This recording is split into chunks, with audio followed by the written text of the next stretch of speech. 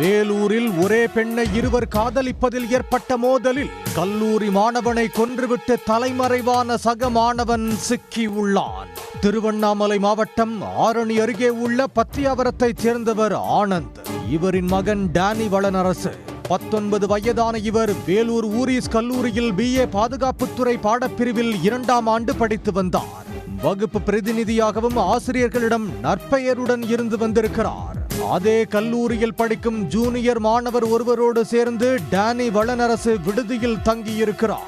வளனரசுடன் ஆரணி இந்திரா நகரைச் சேர்ந்த கிஷோர் கண்ணன், புதுச்சேரியைச் சேர்ந்த பார்த்தசாரதி ஆகியோரும் ஒன்றாக படித்து வந்தனர். கிஷோர் கண்ணனும் வளனரசும் சிறுவயதில் இருந்தே நண்பர்கள்.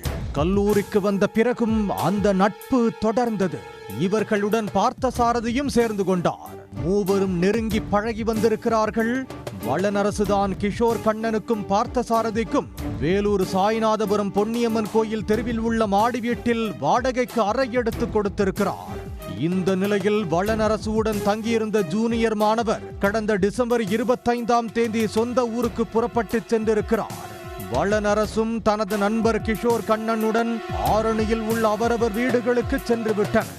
புதுச்சேரியைச் சேர்ந்த மாணவன் பார்த்தசாரதி மட்டும் தனது வீட்டுக்கு செல்லாமல் வேலூரிலேயே தங்கியிருந்தார். இந்த சூழலில் ஆங்கில புத்தாண்டு அன்று வளனரசு அரியலூரில் நடைபெறும் NCC கேம்பில் கலந்து கொள்ள வேண்டும் என வீட்டில் கூறிவிட்டு கிளம்பியிருக்கிறார். அதன் பிறகு அவரிடம் இருந்து எந்த தகவலும் இல்லை. செல்போனும் சுவிட்ச் ஆஃப் செய்யப்பட்டிருந்தது. இதனால் அதிர்ச்சியடைந்த வளனரசுவின் பெற்றோர் கல்லூரி நிர்வாகத்தை தொடர்பு கொண்டு விசாரித்திருக்கின்றனர். NCC கேம்ப் 3ஆம் தேதியான சனிக்கிழமை என்றுதான் நடக்கிறது என்று கூறியிருக்கிறார்கள். இதனால் அதிர்ச்சியடைந்த வளனரசுவின் பெற்றோர் அவரின் நண்பரான கிஷோர் கண்ணனிடம் விசாரித்திருக்கிறார்கள். அவர் முன்னுக்கு பின் முரணாக பேசியிருக்கிறார்.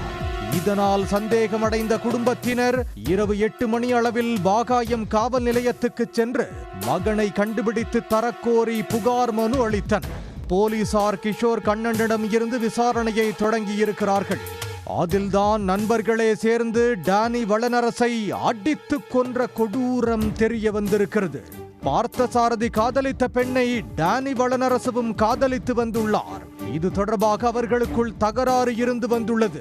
இது தொடர்பாக பஞ்சாயத்து பேச ஆங்கில புத்தாண்டு அன்று பார்த்தசாரதி போன் செய்து டேனி வளனரசுவையும் கிஷோர் கண்ணனையும் வேலூருக்கு வருமாறு அழைத்திருக்கிறார்.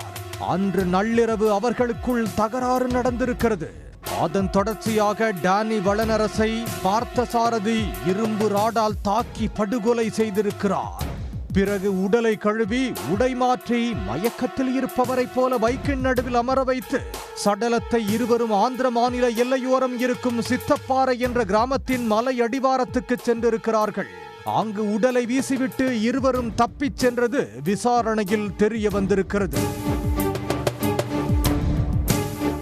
கிஷோர் கண்ணனை ஆந்திர மாநிலத்துக்கு அழைத்து சென்ற போலீசார் வளனரசுவின் சடலத்தை மீட்டு உடற்கூராய்வுக்காக வேலூர் அடுக்கம்பாறை அரசு மருத்துவக் கல்லூரி மருத்துவமனைக்கு அனுப்பி வைத்திருக்கிறார்கள். போலீசாரின் முதற்கட்ட விசாரணையில் கிஷோர் கண்ணன் பார்த்தசாரதிதான் டேனி வளனரசுவை அடித்து கொன்றதாக கூறியிருக்கிறார். இதனையடுத்து அவரை தேடி வந்தனர். இந்த நிலையில் நேற்று முக்கிய குற்றவாளி பார்த்தசாரதி வேலூர் நீதித்துறை நடுவர் எண் 1 சரணடைந்தார். அவரை போலீசார் சிறையில் அடைத்தனர். மேலும் பார்த்தசாரதியை காவலில் எடுத்து விசாரிக்க பாகாயம் போலீசார் முடிவு செய்துள்ளனர். அந்த விசாரணையில் மேலும் பல திடுக்கிடும் தகவல் வெளியாகலாம் என கூறப்படுகிறது.